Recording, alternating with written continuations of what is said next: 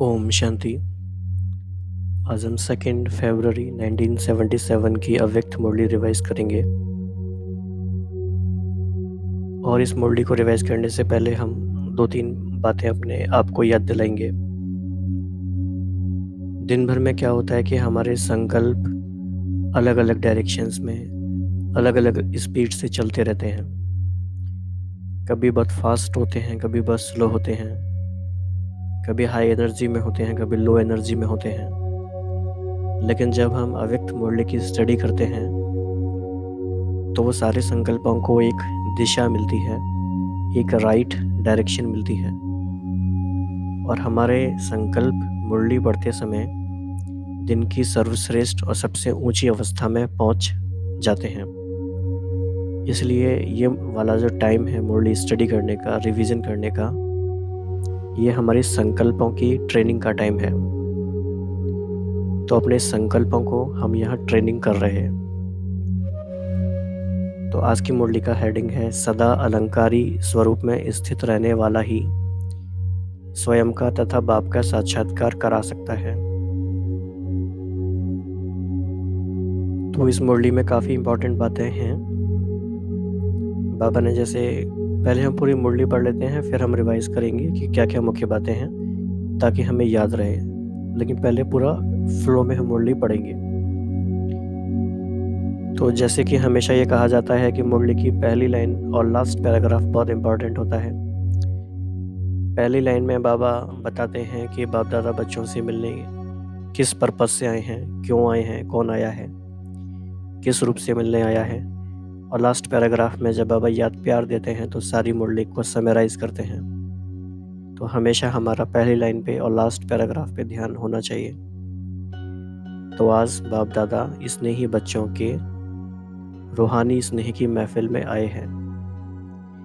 ऐसे रूहानी स्नेह की महफिल कल्प में अब संगम पर ही होती है और किसी भी युग में रूहानी बाप और बच्चों के स्नेह की महफिल नहीं हो सकती।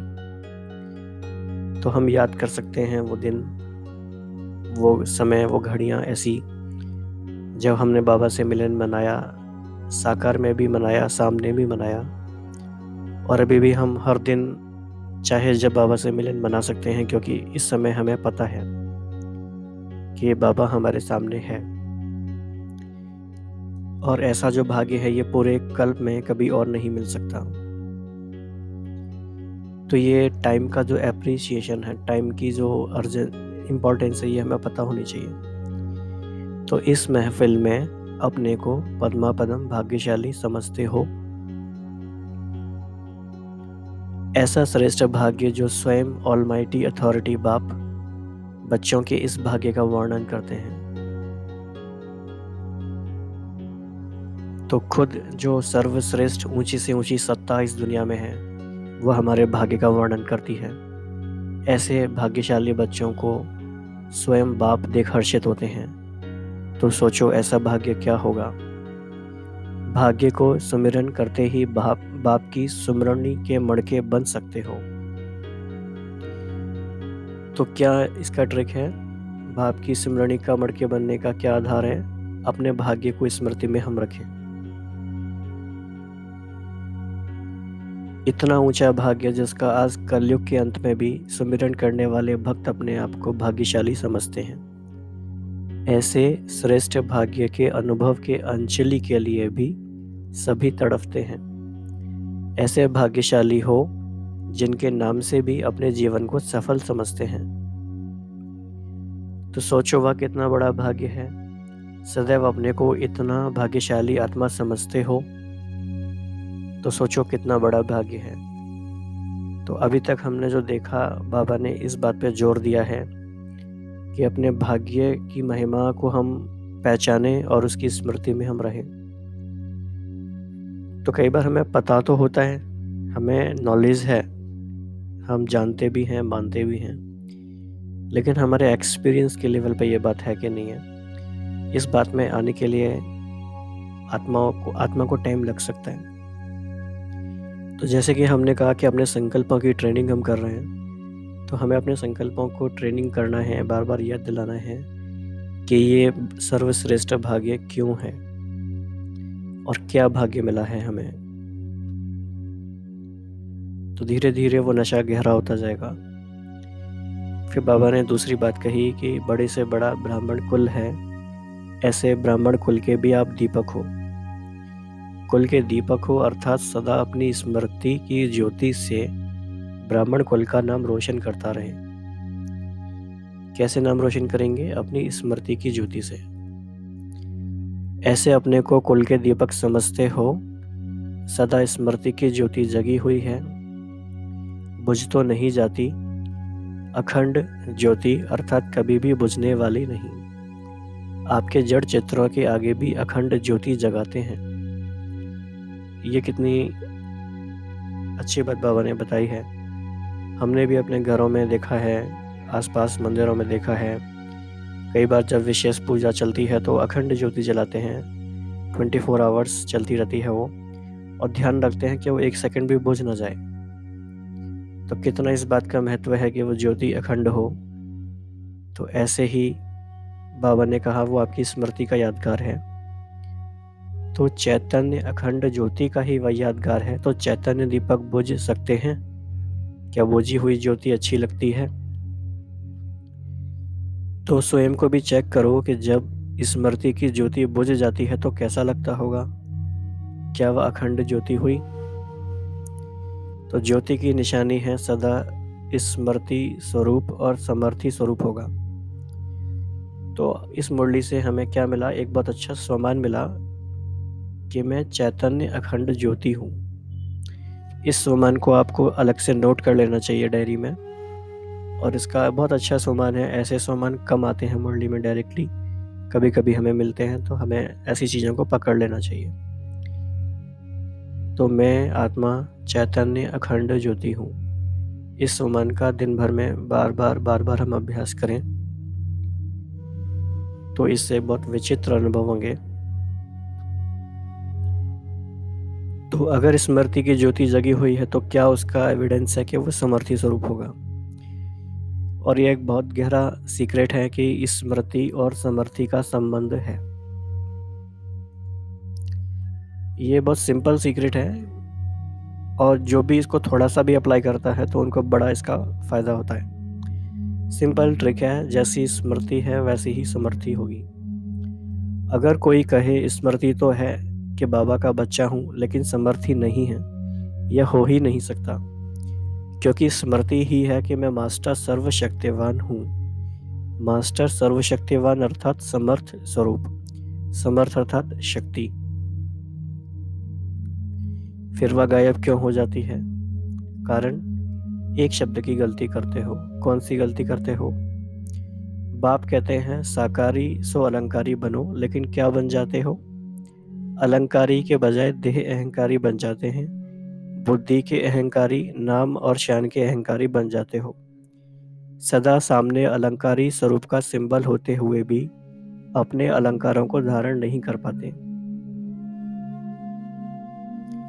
फिर बाबा ने यहाँ पे एक एग्जाम्पल बताया है। जैसे हद के राजकुमार और राजकुमारियां भी सदा सजे सजाए रॉयल्टी में होते हैं, वैसे ही ब्राह्मण कुल की श्रेष्ठ आत्माएं सदा अलंकारों से सजे सजाए होने चाहिए। तो यह जो भी अलंकार है ब्राह्मण जीवन का श्रृंगार है, ना कि देवता जीवन का।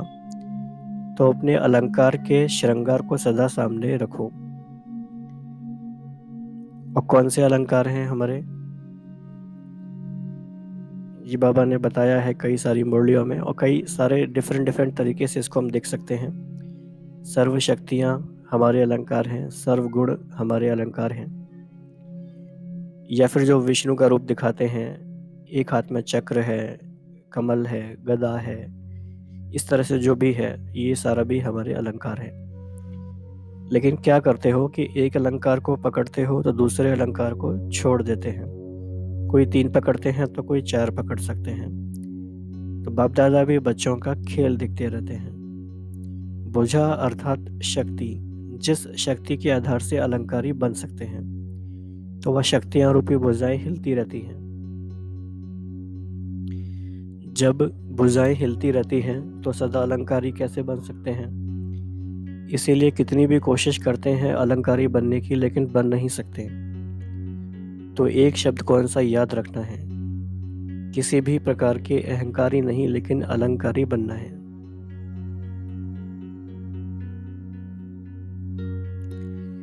सदा अलंकारी स्वरूप में स्थित न होने के कारण स्वयं का बाप का साक्षात्कार नहीं करा सकते। इसीलिए अपने शक्ति रूपी भुजाओं को मजबूत बनाओ, नहीं तो अलंकारों की धारणा नहीं कर सकेंगे। अलंकारों को तो जानते हो ना, जानते हो और वर्णन भी करते हो, फिर भी धारण नहीं कर सकते, क्यों? तो बाप दादा बच्चों की कमजोरी की लीला बहुत देखते हैं। जैसे प्रभु की लीला अपरंपार है तो बच्चों की भी लीला अपरंपार है। ये काफी इंटरेस्टिंग सेंटेंस है और बहुत डीप भी है देखा जाए तो। रोज की नई रंगत होती है, माया की नई रंगत में आ जाते हैं। सुदर्शन चक्र के बजाय व्यर्थ दर्शन का चक्र चल जाता है। तो हमारे जो अलंकार है उसमें से एक अलंकार है सुदर्शन चक्र। तो बाबा ने एक एग्जांपल देके बता दिया कि ये अलंकार आपको हैंडल करना नहीं आता तो क्या करते हैं, व्यर्थ दर्शन का चक्र चल जाता है। क्यों? क्योंकि द्वापर से जो व्यर्थ कथाएं और कहानियां बड़ी रुचि से सुनने और सुनाने की आदत है, वह संस्कार अभी भी अंश रूप में आ जाता है। इसीलिए कमल पुष्प समान अर्थात कमल पुष्प के अलंकार धारी नहीं बन सकते, तो कमल की बजाय कमजोर बन जाते हैं।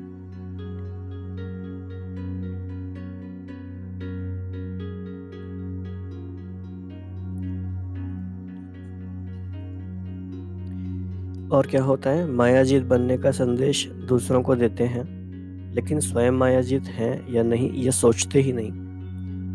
तो ये काफी बड़ी बात बाबा ने कही है यहाँ। तो ऐसा नहीं होना चाहिए। इसीलिए अलंकारी नहीं बन सकते, अहंकारी बन जाते हैं। तो ऐसे सदा अलंकारी, निरहंकारी, निराकारी स्थिति में स्थित होने वाले सदा के विजयी, सदा जागते हुए दीपक, विश्व को रोशन करने वाले दीपक, बाप दादा के नैनों के दीपकों को बाप दादा का याद प्यार और नमस्ते। हम बच्चों का बाप दादा को धन्यवाद और नमस्ते। फिर हम इसके मुख्य बातों को रिवाइज कर लेंगे। तो हमने क्या पढ़ा आज हमने देखा, सबसे पहले बाबा ने कहा कि आज बाप रूहानी स्नेह की महफिल में आए हैं, और ख़ास बात यह है कि ऐसी महफिल पूरे कल्प में सिर्फ संगम युग पर होती है, और उसमें भी अधिकतर समय हमारा जा चुका है, बहुत थोड़ा सा समय बचा है। यानी कि जो समय बचा हुआ है ये अब सिर्फ 5000 ईयर्स बाद ही आएगा। So we have very little time left with us. दूसरा बाबा ने कहा कि स्वयं ऑलमाइटी अथॉरिटी बाप तुम्हारे भाग्य का वर्णन करते हैं, तो सोचो तुम्हारा भाग्य क्या होगा। फिर बाबा ने कहा कि आप कुल के दीपक हो, आपकी स्मृति की ज्योति सदा जगी रहे। स्मृति और समृद्धि का संबंध होता है, और इस संबंध को गहराई से अनुभव करने के लिए हमें याद रखना है कि मैं आत्मा चैतन्य अखंड ज्योति हूँ। न सिर्फ मैं आत्मा चैतन्य अखंड ज्योति हूँ, बल्कि जो भी मेरे चारों ओर आत्माएं हैं वो सभी भी चैतन्य अखंड ज्योति हैं। तो क्या बाबा ने आगे कहा कि अहंकारी नहीं बनना लेकिन अलंकारी बनना है, और अलंकारों को धारण करने के लिए शक्ति रूपी भुजाओं को मजबूत बनाओ। और जैसे भगवान की लीला अपरंपार है, ऐसे बच्चों की भी लीला अपरंपार है। और इसमें ही बाबा ने एक एग्जांपल दिया कि स्वयं मायाजीत है या नहीं यह भूल जाते हैं, सोचते भी नहीं, लेकिन दूसरों को मायाजीत बनने का संदेश देते हैं। तो ये इंट्रोस्पेक्शन के लिए एक पॉइंट है। तो आज हमने एक्चुअली ये मुरली काफ़ी बड़ी मुरली है, इसकी 3 पार्ट्स हैं। बाबा ने इसमें दीदी से भी बात की है, टीचर्स के साथ भी बात की है। तो अभी हमने सिर्फ ये फर्स्ट पार्ट रिवाइज किया है। कोशिश करेंगे हम कि सेकेंड पार्ट और थर्ड पार्ट आपको जल्दी मिले, ताकि आप आगे की चीज़ें रिवाइज कर सकें। और कई बार ऐसा होता है कि जब बड़ी मुरली होती है तो कई भाई बहनें शुरू में फोकस करते हैं 10-12 मिनट, लेकिन बीच में और बाद में अटेंशन डाइल्यूट हो जाता है। लेकिन एक बात हमें ये याद रखनी है कि क्योंकि बाबा तो सदा जागती ज्योत है, ज्ञान का सागर है, वो 4 घंटे बोले या 8 घंटे बोले कभी थकता नहीं है। तो वो गहरे से गहरा राज मुरली के लास्ट में भी बोल सकता है, बीच में भी बोल सकता है। तो हमसे वो बात मिस ना हो, इसलिए हम उनको सेपरेट टाइम देके सेपरेट पार्ट्स में स्टडी करने का सोचते हैं। तो सेकंड पार्ट और थर्ड पार्ट को हम सेपरेटली और डीपली स्टडी करें, भले ही हम 10 मिनट में करें, लेकिन वो हमारे लिए ज़रूरी है। तो हमें याद रखना है कि अपने संकल्पों की, अटेंशन की और स्मृति की ट्रेनिंग हम यहाँ कर रहे हैं।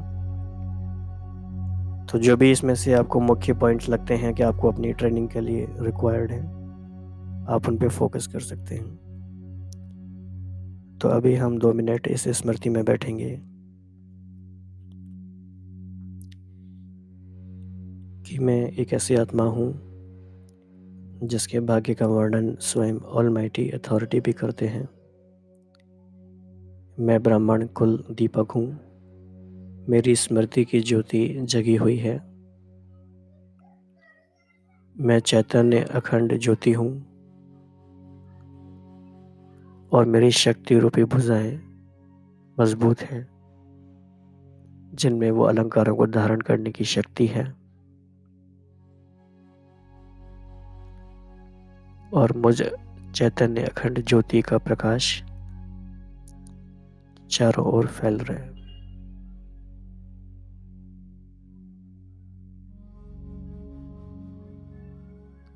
अच्छा, ओम शांति।